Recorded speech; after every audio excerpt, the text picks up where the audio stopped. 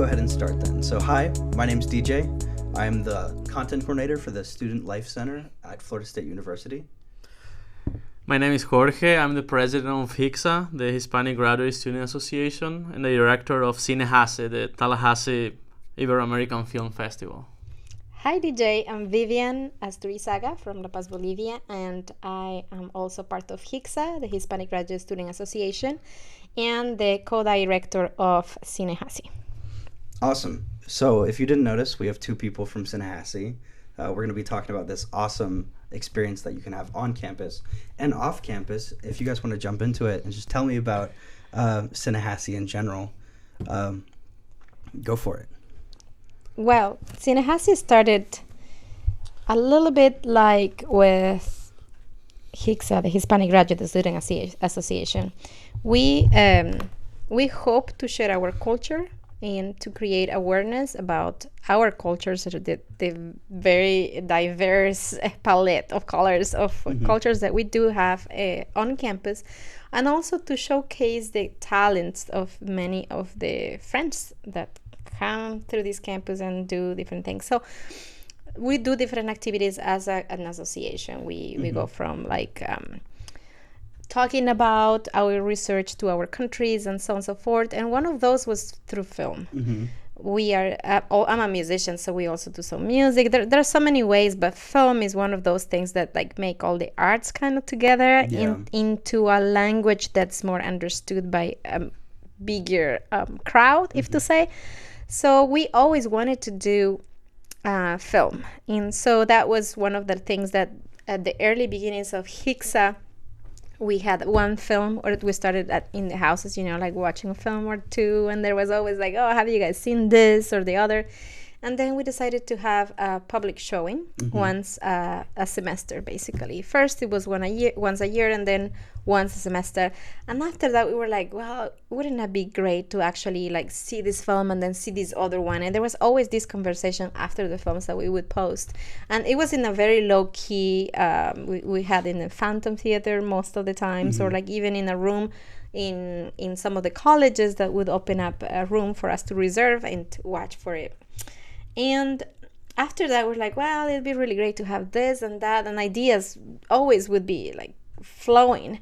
Until one day, Jorge Oseguera, who's not here, he was the co-director with me the past two versions. This is our third version here on campus.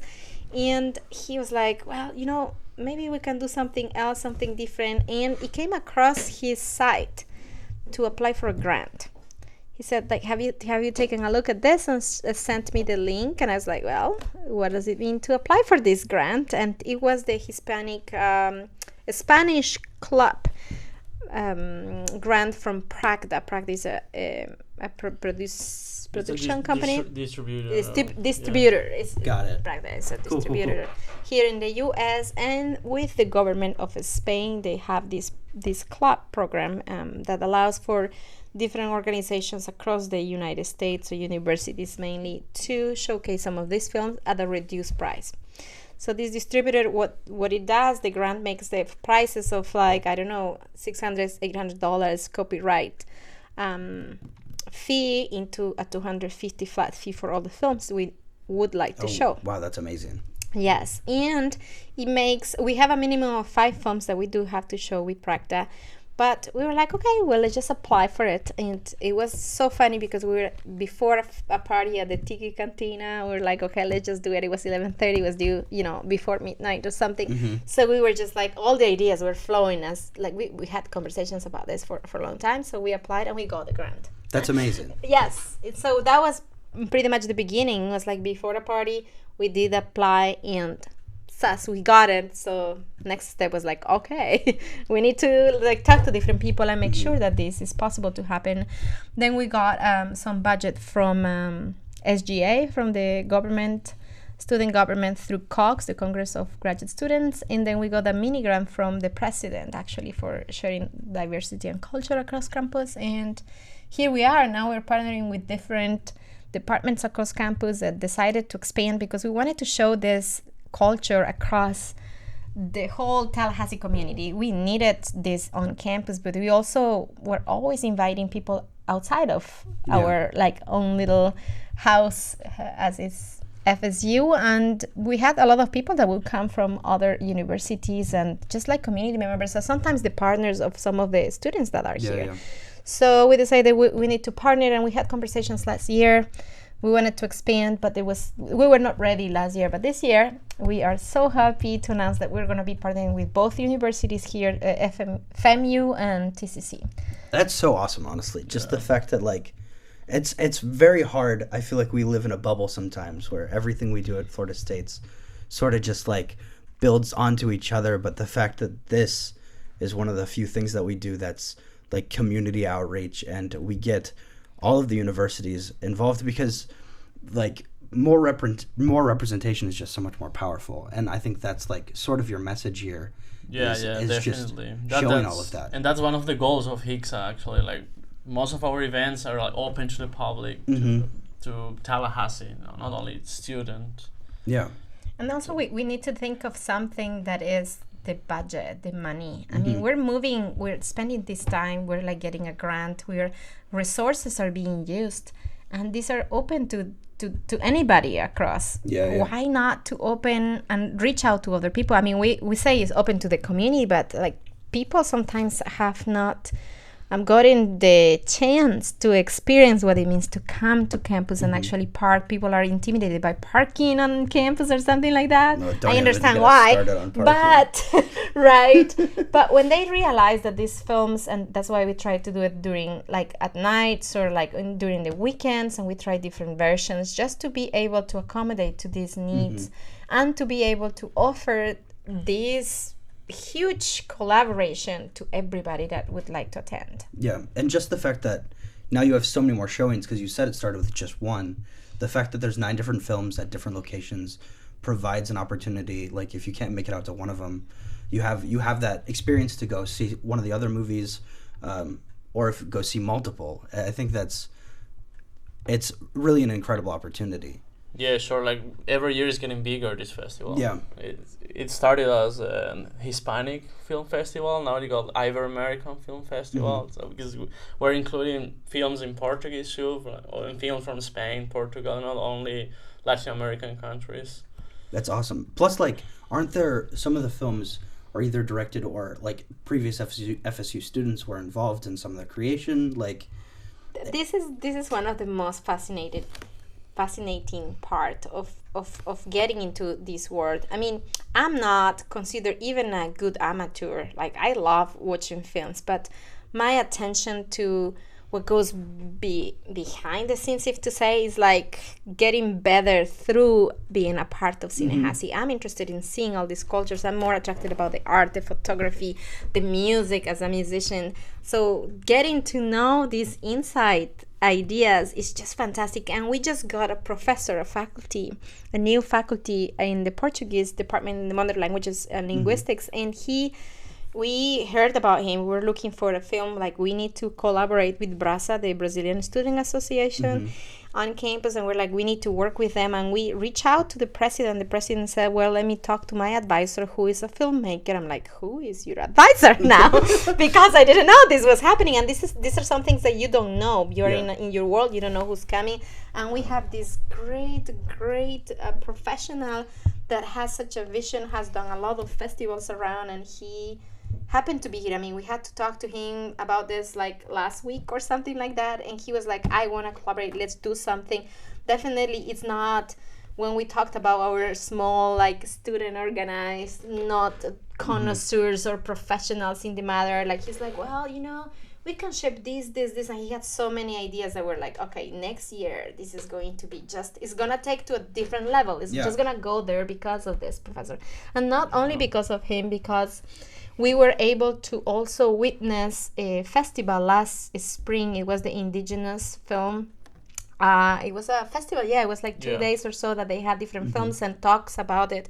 And Dr. Dowell, I think that's the pronunciation. Dr. Dowell, who teaches at the art history department, is organizing that, and she teaches the film indigenous film course, which another friend of us from HICSA was taking it. So we're like, we need to know this person, and she's also collaborating with us and just giving us always this lens. Yeah. Definitely is a student run, and we're like making decisions on a student kind of amateur sense, but we have some support from different departments and professionals that make this much more of a relevant event. Yeah, I mean, just like with film in general, and you mentioned it a little earlier at the beginning, film to me and to so many students is like a common language. It doesn't matter what the film's in. Of everything that happens, it's writing, like, it's all relatable. And like, I think that's such a huge thing that people like need to understand, that just because a movie is not in your language, you can still relate to it. You can still find a common ground to whoever's on screen or whatever's happening on screen. Yeah, sure, and it's basically the most complex form of art, like movies, because it's a way to showcase different things like culture, as Vivi was saying, music. We have visual expressions and everything. Yeah, you know? I mean, like, just the fact that silent films were successful meant that, like, you didn't need language to relate to somebody. So, like, it's just taking it to another level. I'm super excited for this entire festival. You know what happened last year? We had this conversation after the film, and sometimes when you have things, you take it for granted. Like, I come from Latin America, from Bolivia, and my reality is completely different than the one I have here. So when I see some film from Latin America, I have more of an association because of my experience. So I can see, for example, a household and make some assumptions, or like imagine certain themes and, the colonization. There are so many things that happen in Latin America because of its history. But there are some people, and this was a community member, I think she was on her 60s and she asked a question that really blew me away. She said, I didn't get why the house seemed to be, it was like a film on, I shouldn't even talk about the name because I don't remember the name, but That's okay. It was about like the showing a family that was rich. And the house didn't look as a house would look like here when like people are rich, as fancy. And she's like, it didn't seem to me that house was a fancy house. And I was like, of course it's not like here. Here looks completely different. I mean, we're talking about if like the wealth that exists in this country is much bigger than like that was a film in Brazil, in Sao Paulo, I think. For me, that was a huge house. I mean, it had a pool. But here, many houses have a pool, and apartment complexes that do not require you to be completely rich to have a pool, kind of thing. But like, for example, in Bolivia, having a pool, that means like you are completely wealthy. There's no way you have a pool and you're like not making it. Like, that's one of those things that, like, through understanding a reality and through that question, is like, of course, like, how many people got the chance to actually go and witness what is wealth in the third world countries? Yeah, quote unquote. And traveling, I think, is so important to get another perspective. But what films have been and what books have been throughout my life, if I don't have necessarily the means to travel, is that's a way to travel. Yeah, it is definitely. It's a way to experience things that you would not experience in your day-to-day life. And seeing a normal film that was like made by Hollywood or whatever would not give somebody the perspective that's seeing a film that's like Cinehassee is featuring.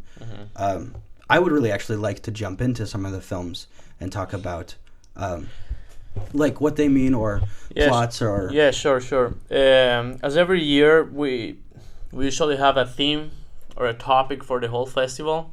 So this year the topic is sense of place and cultural identity. And we couldn't find a better movie to start the festival than Embrace of the Serpent. This movie is the life story of an Amazonian shaman and two scientists that with the time become the first men to travel to northwest Amazon in search of a sacred and psychedelic plant. And their adventures are wrapped around the beauty of nature and the effects of colonialism. So basically, that it connects cultural identity and the sense of place at the same time, showcasing a lot of landscape from the Amazon. That's awesome. Everybody knows, directed by this Iranian filmmaker. It's quite a different sense of place and identity. We wanted to jump on throwing the second film like a really huge extreme, especially because this is going to be showcased in FAMU. It's going to be in the, like Alando's Green, they have the quad. It's going to be outside. People are going to take their blankets. There are going to be refreshments. And they were looking for a film, when talking with the FAMU people, they were looking for a film that would be just something, maybe what we call it in Spanish, taquillero, something that really goes out and people will be lighter, but also would be, they could relate to it. So we thought of this mystery. It's kind of a mystery, although it's not quite a mystery. It's a little bit hard to describe.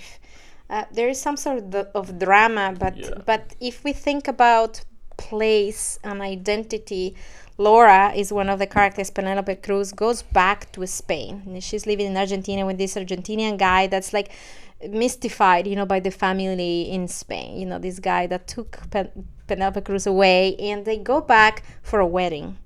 I mean, and in the wedding, different things happen. Like in any wedding, you see the family. There are some things that come out, like family secrets might come out or not. So this is a movie where they go and they discover family again, but Laura's daughter disappears. And the drama starts there. I mean, it takes a while until it gets there, but she disappears and something happens, and that's the main thing, that something happens that maybe everybody knows how this goes. Yeah. But I don't want to say anything else. And right? just to add a couple of things, it's in this movie you can see the cultural differences between those two countries too, Argentina and Spain, because even though both are like Hispanic speaking countries, there are like a lot of cultural differences, and we can see the difference here in Latin America too, even in South America. Yeah, it's a very, very good one to think about, especially because of that reunion that takes place, like the family reunion, and you can hear accents, as you say. You can see a lot of the Spanish, wedding, but it not necessarily like a Madrid, like a city one. This is a little bit outside of Madrid town. Yeah, it's a little closer of a scene of a smaller community. So and it's like cultures collide in it too. Exactly. So that is the main reason why we choose that movie, because we can see the cultural difference between Spain and one of the Latin American countries. You can see definitely some differences. Yeah. Well, the next movie is A Translator. So basically, it's about a Russian literature professor at the University of Havana that is ordered to work as a translator for child victims of the Chernobyl nuclear disaster when they are sent to Cuba for medical treatment. It's a very strong. That's awesome movie. That's like in the true definition of the word awesome. That's powerful. That's heavy. Yeah, it is definitely a strong movie. Yeah. Birds of a Passage by Ciro Guerra, and we're having two films by Ciro Guerra because we wanted to celebrate. Also, we started with him in Embrace of the Serpent, but Birds of Passage is one of the latest films that he had, and it's about the origins of the Colombian drug trade, as seen through the eyes of an indigenous Wayu family that becomes involved in the booming business of selling marijuana to American youth in the 70s. It's a film that we are showcasing in partnership with the Art History Department. And this film, it's for me, as the Museum and Cultural Heritage Studies, that's specifically with whom we're working with that, this is more than a film about, again, identity, about place, a sense of place, and what and how do you put boundaries between who you are, where you go, what you do. And it's a mix of that and an amazing photography. I mean, you have not only the colors and the the talent that Ciro Guerra comes with, but you have different native languages in it, and it's a mix. It definitely has a lot of controversy when you're like thinking about like who likes it, who doesn't, but it's something that you need to see on the cinema.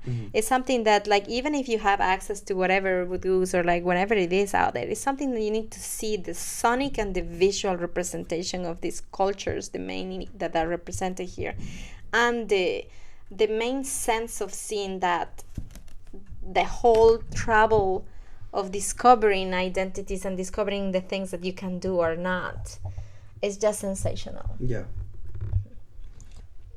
Well, the next movie is Pachamama.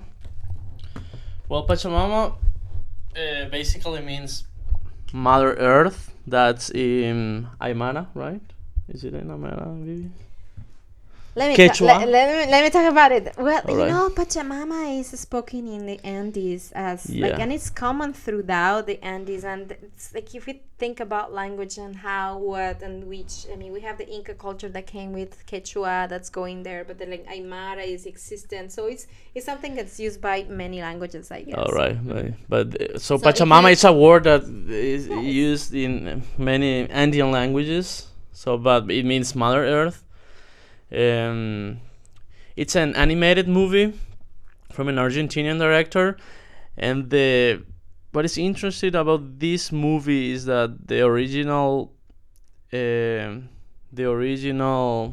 language is French. Wow. And it's about a boy living in a small village in the Andes Mountains, and he dreams of becoming a shaman. So it's about it's again featuring this, let's say, cultural identity and how someone struggled to become something else and to try to reach a certain cultural level in its own community.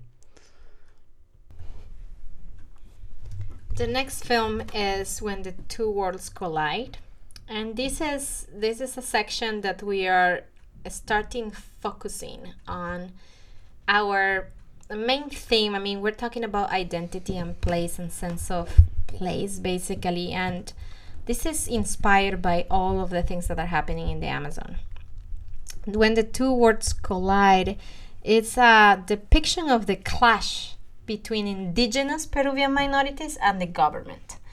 It's mainly about all of these traditional ways of living with a narrative of the president back in Peru in 2007, and a lot of resources, natural resources, steel, natural gas, protected lands belonging to natives and going into the government, like that kind of fight, if to say, or that encounter in between those capitalistic idealists and those that are on other ideas, I guess, if I can describe that. So this movie is starting this trouble. This is something that we're living today, and is depicting more and more what this film festival is about. This is starting off a trilogy, if we call it, of talking about the Amazon and the conflict that is happening right now in South America. Awesome. Well, the next movie is The Land Beneath Our Feet. And well, that movie follows a young Liberian man uprooted by war who returns from the USA with never before seen footage of Liberia's past.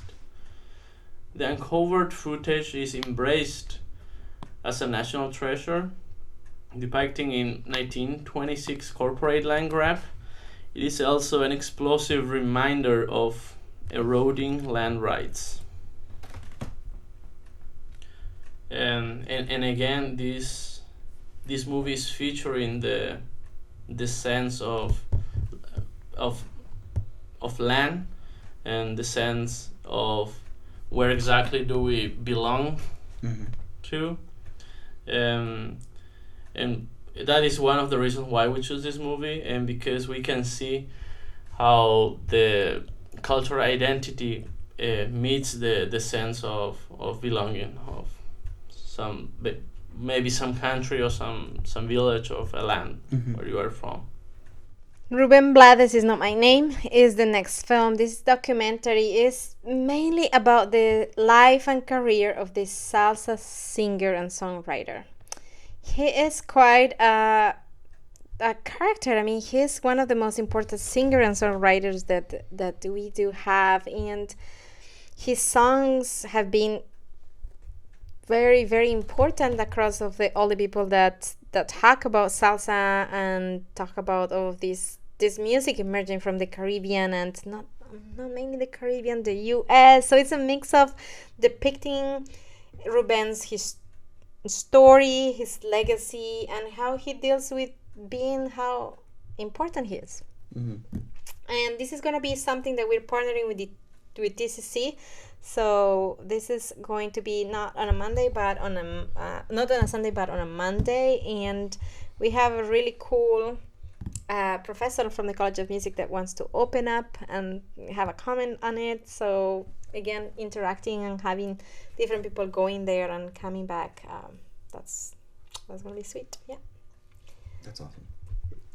Go ahead. And then we finish with... Yeah, for our closing, we have this amazing film that is called Ex-Shaman. It's considered a documentary. And this film,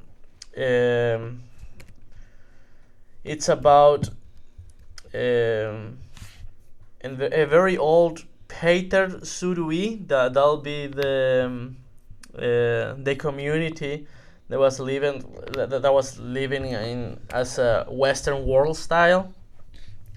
So they have been exposed to changes like smartphones, weapons, social media, and those have replaced their way of life. Illness is a risk for the community, unable to isolate itself. With persistence, a former shaman searches for a way to restore the old vitality to the village. Again, here we're talking about a person that used to be a shaman, looking for other style of living and trying to search for a better life for his community by let's say by ignoring what he really is. No, that is a shaman. And for this movie, we're also going to have not only a conversatory, but also, I mean, we're going to have a panel.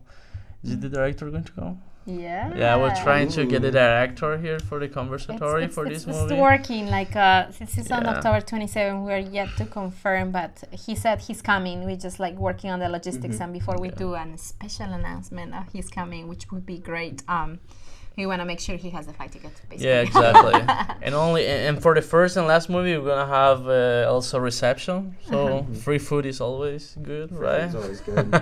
And something we need to say: every film gives 20 people free popcorn. The first 20 people coming into the festival gets free popcorn. 12 films. Nice. There's so many reasons besides just how incredible these movies are to come out and see stuff.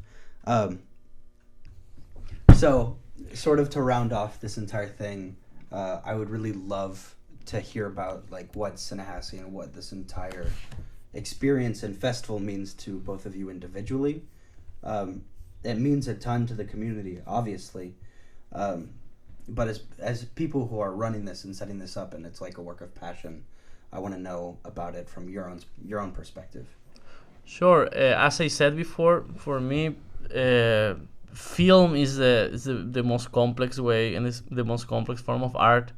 So it's the best way to celebrate the Hispanic Heritage Month, which is starting on September 15th, which is also the opening of our film festival. So it's convenient. Exactly. It's like the best way to celebrate it through those films. That's awesome. How about you? Well, for me, being a part of first Hixa has been just a blessing. When I first came to FSU, I remember having some difficulties in not adapting or talking to people or having friends, just having somebody that I can do a joke and people would laugh about. I really like my sense of humor is like sometimes a little bit dark and it's like very language oriented. And I'll have a meme, that somebody would send it to me and I didn't have anybody to share it with. Like there's so many memes that I share in our group. But anyway, so Hixa became a part of my family here. And that was very important for me. So when you have a family, you want to have activities or things you do together. So this for me meant doing something with people. And it actually, ever since we started working about Cinehassee, we now play tennis. We were playing squash yesterday, like it's, and we're not like super, sports oriented, but we get to do things because of this. We get to ask questions. We get to talk about different things that are happening. I mean, getting together a group of people from different countries. I mean, even though it's a Ibero-American festival or so, and even though I'm from Bolivia, he's from Paraguay, we're next to each other. Our cultures are so different. Yeah. And sometimes we're thinking, okay, we're going to talk about Hunger Games. and then we talk about it, but he has a perspective that's like completely different, even though we speak the language. And you might think that, of course, people in the US are different than people in Latin America. It's not about that. We're all different within, even like households in Tallahassee from here to there, it's just celebrating diversity with our family, just getting to have conversations with our friends and then selecting the films. And then you get to see, when I'm stressed out and everybody gets to feel it, kind of, it's just like celebrating that into family, but going a little to a larger. So this is starting with like, what I love to do. I mean, I love to hang out with people, but I also realize that sometimes when you just hang out for like just hang out, you go see a movie, but there needs to be like a talk about it. And I want to talk to a professor that studies this, because we're like here on campus, we're studying, we're like these nerds. No, we're not that nerds, but I don't know, whatever. We're studious, we want to know more. And it's the best way to know more is not through reading a book on your own or seeing the film and sleeping after. It's through sharing it with other people and then getting their insights, sometimes being shocked by their insights and not liking them, but then thinking and maybe processing these thoughts, and with that, like with opinions, processing images, processing themes, processing your own reality and your own history. So for me, it means not only hanging out and having the opportunity to celebrate my family and my heritage, but also it means I get to talk about this. I get to process the conflicts that the world is facing, that I'm facing through my Bolivian lens, So it's just a really good opportunity to grow. Yeah, I can totally see that. So much of like what the world needs is understanding and embracing and celebrating differences, but at the same time, like seeing what makes us all the same. Yeah. And I think events like this embrace that to the fullest extent. Yeah, I agree with you. And the experience also is amazing. Like, now I know how to direct a film festival. I had like no idea how to do it. They asked me like, would you like to direct the next Cinehassee? I was like, what Cinehassee? It's a film festival. Wow, I have no idea how to do that. I mean, you will learn. Okay, yeah, I mean, sure. And there are like so much I've learned in this process. So yeah, that's also a very, very good experience. Cool. Before we sign off, do you guys have any closing thoughts or anything? You don't have to. I'm just curious. I actually wanted to invite everybody and anybody that it's interested or not. If you just have a couple hours, come see the film, but don't go home right away. Talk to somebody next to you. Comment and say something about it. Yeah. It might start. We had so many good friendships about like just like talking about things, but just take it as we're seeing a film, we're having entertainment, but we're also having a very educated entertainment, if to say, Mm-hmm. where we all get to grow. And I would hope for somebody that's really not aware at all and it would be clueless about this film to come to me and talk to me, because I'll learn from this person much more than from people that are like on my same vibe. Yeah. So it'd be really fantastic for me to see people from all ages, allowed in the films, of course, but different backgrounds, and this would be a perfect time. There's free food, there's free film, it's a free conversatory, and just it's a Sunday. If you can reserve a little bit of your Sunday for just trying something out and celebrating with us, that'd be really wonderful.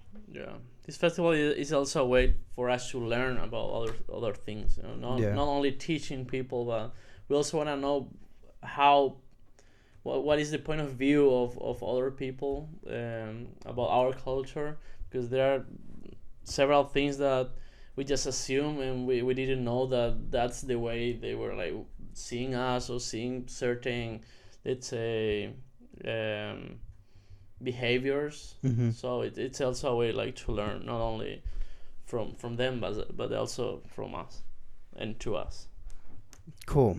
Well, if any of this is interesting to any of you listening, and I hope it is, the entire schedule is going to be listed below and linked below to events and stuff.